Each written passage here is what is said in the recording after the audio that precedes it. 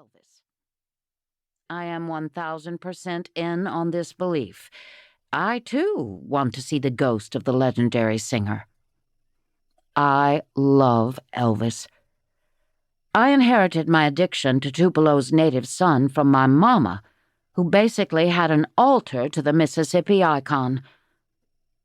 One of my best memories is sitting on the blue velvet sofa in the music room, watching my parents dance to Elvis classics. I'd never heard anything more romantic than his love ballads. His appearance on TV shows, my mother had purchased the entire collection, reeked of wholesome sexuality. He was a man ahead of his time and completely unprepared to deal with the fame that dropped on him like an anvil. Generous to a fault, he was easy pickings for some of the unethical people drawn to his life. "Look," Millie squeals as she points out a handsome Elvis in a white jumpsuit arriving at the hotel. As bellhops load our luggage onto a cart, we rush to the Elvis. He sings a few bars of "Love Me Tender," and Millie all but swoons on the spot.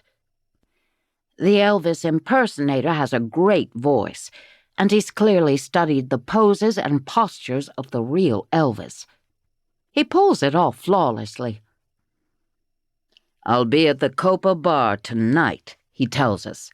"Come watch the show. It's always a good time." "Are you from Tupelo?" Cece asks him, making notes for her story. She'd filmed everything, and she is loving it. "I am." He sticks out a hand. "Tommy Beach, at your service." "You make a fine hunk of Elvis," Tinkie tells him. "We'll see you later tonight." "You girls have some fun." He gives a few pelvis thrusts and heads on his way. "My heart won't be able to take more of that," Millie tells us. "Whew! It's like a dream come true. Is it possible to overdose on sexy Elvises?"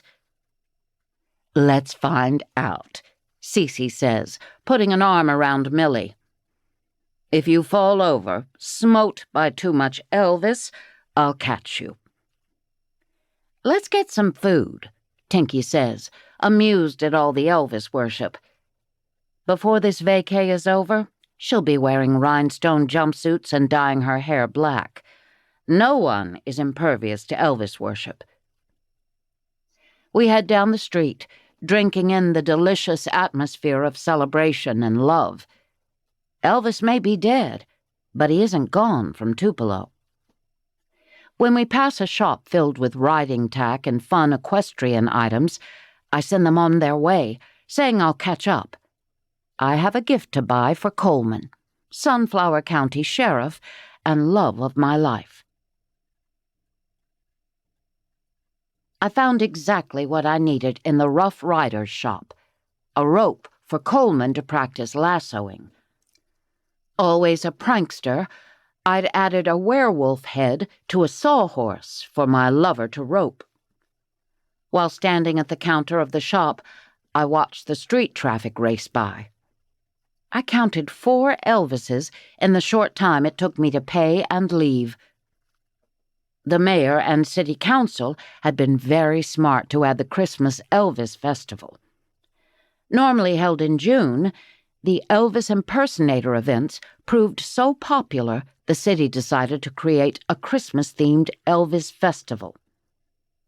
I had to admit this weather was also much better than the blasting hot June sun. This event was going to be a financial bonanza for Tupelo. It would also be my debut as a backup singer for Cece when we performed Blue Christmas in the amateur division. My friends had walked down to Cadillac Cafe, where the decor was centered around a pink Cadillac. I knew from my mother's memorabilia that Elvis bought the pink Cadillac Fleetwood in 1955, and then gave it to his mother. Elvis and I shared a great love of our mothers, which was another reason I adored him. I had suggested